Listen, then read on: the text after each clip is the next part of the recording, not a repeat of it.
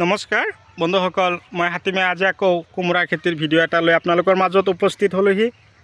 আজি মই আলোচনা কৰিম কোমোৰা খেতিৰ ওপৰত। আপোনালোকে মোৰ ভিডিঅ'টো স্কিপ নকৰাকৈ আৰম্ভণিৰ পৰা শেষলৈকে নিশ্চয় চাব। তো কথা হ'ল বন্ধুসকল, আপোনালোকে মোৰ ভিডিঅ'টো কোন ঠাইৰ পৰা চাই আছে আপোনালোকে কমেণ্ট কৰি জনাব। আৰু কথা হ'ল কোমোৰা খেতিৰ কৰাৰ সময় একুৰেট আহিছে। এইটো সময় যদি আপোনালোকে কোমোৰা খেতি কৰিব পাৰে আপোনালোকৰ খেতিত যথেষ্ট পৰিমাণে ফলন পাব। এতিয়া কথা হ'ল কেনেকুৱা ধৰণৰ মাটিত আমি কোমোৰা খেতি কৰিম, কিমান পৰিমাণে আমি গোবৰ সাৰ দিম, কিমান পৰিমাণে আমি ৰাসায়নিক সাৰ খটাম। তো এই কথাখিনি যদি আপোনালোকৰ লগত শ্বেয়াৰ নকৰোঁ তো আপোনালোকে কেনেকৈ বুজি পাব। তো চব্জি বুলি ক'লে আমি চবেই জানো, চব্জি আপাৰতো চব্জি, লয়াৰতো চব্জি, কোনে খাব চব্জি। কিন্তু 2025 বৰ্ষত চমক এটা দেখুৱাই থৈ গ'ল নহয় চব্জিয়ে। যিটো ফুলকবি বজাৰত খাব লাগিছিল এতিয়া 5 টকা, এতিয়া খাব লগা হৈছে আমাৰ 50 টকা। 2025 বৰ্ষত কিন্তু ফুলকবি আমাক একদম পূৰা দেখুৱাই দিলে যে আচলতে চব্জিৰ দাম আছে।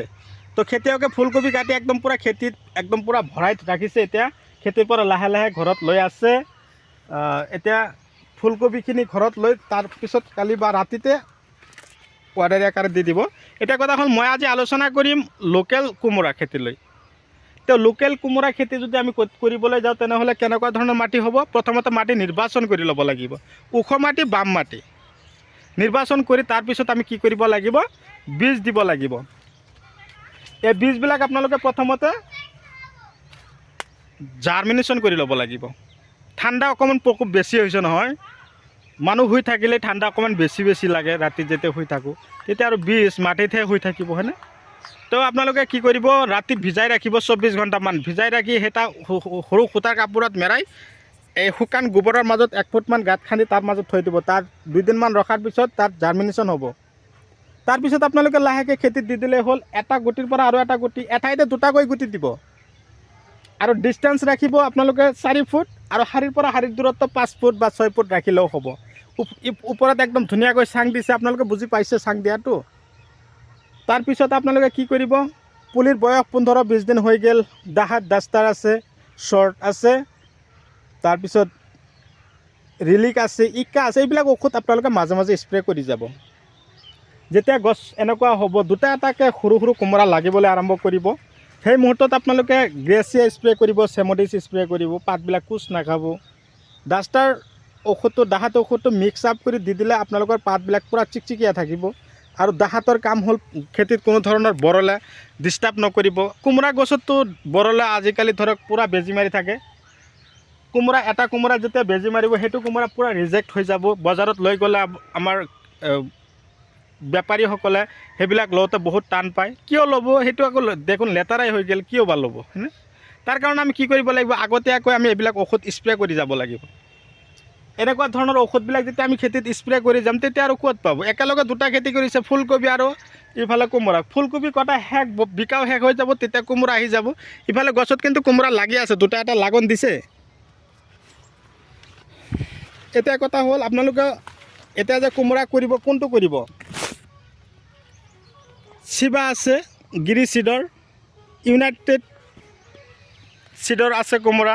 লোকেল ধৰণৰ কোমোৰা আপোনালোকে এতিয়া কৰিব পাৰিব। দেৱী আছে, চিবা, এনেকুৱা ধৰণৰ বীজ আপোনালোকে এগ্ৰিকালচাৰ দোকানৰ পৰা ক্ৰয় কৰিব। ক্ৰয় কৰি আপোনালোকে এনেকুৱা অংকুৰিত কৰি তাৰপিছত আপোনালোকে লগাব। চাব পাৰিছে ইয়াত অলৰেডি 1 বিঘা মাটি, 1 বিঘা মাটিত গোবৰ সাৰ দিব লাগিব 1 গাড়ী, super phosphate 50 kilo, potash 15 kilo, urea 15 kilo, DAP 15 kilo দি ধুনীয়াকৈ হাল মাৰি ময়া ধূলিময় কৰি তাৰপিছত লগাব। এঠাইতে দুটাকৈ গুটি দিব, গজালি মেলিল, গছ হ'ল। তাৰপিছত ঔষধবিলাক যিখিনি দিব দিছোঁ দিলে, মাজে মাজে পানী জলসিঞ্চন কৰিব, পানী দি দিব। আপোনালোকে লক্ষ্য কৰিব গছৰ পাতবিলাক যাতে হালধীয়া নহয়। কোমোৰা গছৰ পাত সৰু থাকোঁতে হালধীয়া হৈ গ'লে কিন্তু সেইটো আমি পুনৰাই আগৰ দৰে ৰূপ লোৱাটো অসম্ভৱ হৈ যায়। সেইকাৰণে আপোনালোকক কৈছোঁ বাৰম্বাৰ যে আপোনালোকে কোমোৰা খেতি কৰিছে ভাল কথা, কিন্তু খেতিত লক্ষ্য কৰিব।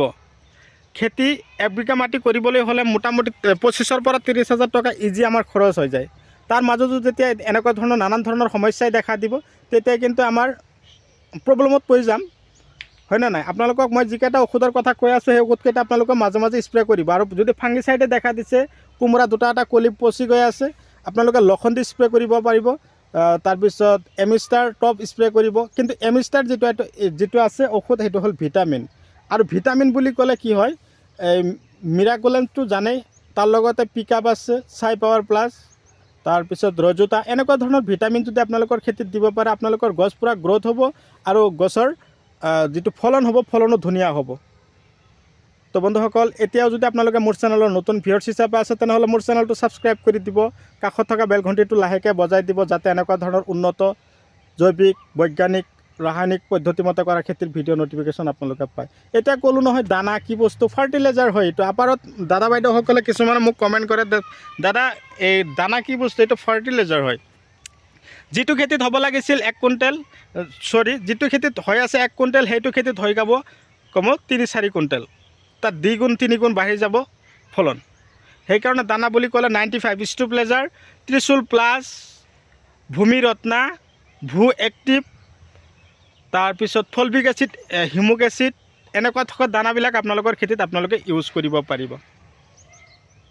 এতিয়া আপোনালোকৰ কি হ'ল, এই যিটো ফলভিক আৰু হিমুক এচিড থকা দানা পিকআপ, এইটো আপোনালোকে গছত স্প্ৰে কৰিব পাৰিব। 16 লিটাৰত 10 গ্ৰামকৈ ঔষধ ভৰাই বাছ ধুনীয়াকৈ স্প্ৰে কৰিব। ভিডিঅ' চাই কেনে পালে কমেণ্ট কৰিবলৈ নাপাহৰিব। বিশেষকৈ আৰু এটা কথা কৈছোঁ, আমাৰ আপাৰত বৰ্তমানে কিন্তু খেতিৰ ওপৰত মনোযোগী হৈছে দাদা বাইদেউসকলে। আপোনালোকৰ যদি এতিয়াও হাইব্ৰিড পটল খেতিৰ লগোৱাৰ কিন্তু একুৰেট সময় আহিছে, দেৰি নকৰিব। আপোনালোকে ততাতৈয়াকৈ আপোনালোকে পটলৰ খেতি কৰিবৰ কাৰণে প্ৰস্তুতি ল'ব। মই লাগিলে আপোনালোকে শিপাৰ যোগান ধৰিম, যিমান লাগে আপোনালোকে মোক যোগাযোগ কৰিব, মই আপোনালোকক এনেকুৱা ধৰণৰ শিপা যোগান ধৰিম। আপোনালোকে খেতিৰ ওপৰত গুৰুত্ব দিয়ক। যিখিনিয়ে গুৰুত্ব দিছে, মই বহুত কমেণ্ট চাইছোঁ, বহুতে মোক ফোন কৰি আছে যে দানা ঔষধ মই মাজে মাজে পঠিয়াই আছোঁ, তথাপি আপোনালোকে খেতি কৰক। ফাৰ্টিলাইজাৰ কিন্তু মই মাজে মাজে দি আছোঁ অৰ্গেনিক। এই অৰ্গেনিক আছে, কেমিকেল আছে। তাৰ লগতে মই আৰু দুটা দানাৰ নাম কৈছোঁ, এটা হ'ল স্পেচিয়েল কোৱালিটি চইল আৰু এটা হ'ল গ'ল্ড স্পেচিয়েল চইল। এনেকুৱা ধৰণৰ দানা যেতিয়া, আৰু এটা হ'ল কৃষি ৰাজা। এইবিলাক দানা আপোনালোকৰ খেতিত দিলে ফলন নহ'ব কিয়? কিন্তু কথা হ'ল আমি যতন কৰিব লাগিব। খেতি এটা কৰি অযথা পেলাই ৰাখিলেতো আমাৰ খেতি আমাক কেতিয়াও চব্জি নিদিয়ে নহয়। আমি খেতিৰ ওপৰত গুৰুত্ব দিব লাগিব। গুৰুত্ব দিলেহে আমাক খেতিয়ে কি কৰিব, ভাল এটা ফলন বা ফচল দেখুৱাব। তো আজি কোম্পানী মানুহ এজন আহিছিল মোক লগ কৰিবলৈ। মই কোনো কোম্পানীত নহয় দাদা। এটা কথা হ'ল, মোৰ তাৰমানে যিটো ঔষধ ভাল লাগিব, যিটো দানা ভাল লাগিব, মই সেইটোৱে আপোনালোকক ইউজ কৰিব দিম। ভাল হ'ব লাগিব। খেতি যদি ভাল হয় তেনে আমিও ভাল। আৰু খেতি বেয়া হ'লে মনটো বেয়া হ'ব, কেৱল আপোনালোকৰ নহয়, মোৰ নিজৰো বেয়া হ'ব। সেইকাৰণে মই যিবিলাক দানা ঔষধৰ কথা কৈ আছোঁ, আপোনালোকে পূৰা দমে সেইবিলাকে ইউজ কৰক। অযথা ওলট পালট ঔষধ আপোনালোকৰ খেতিত ইউজ নকৰাই ভাল। আপোনালোকে এনেকুৱা ধৰণৰ উন্নত দানাবিলাক ইউজ কৰাৰ ফলত আপোনালোকৰ ফলন চাব অট'মেটিকেলি বাঢ়ি যাব, মাটিৰ গুণাগুণো ভাল পাব। তো এৰিছোঁ, পৰৱৰ্তী ভিডিঅ'ত লগ পাওঁ নেকি আকৌ। ধন্যবাদ।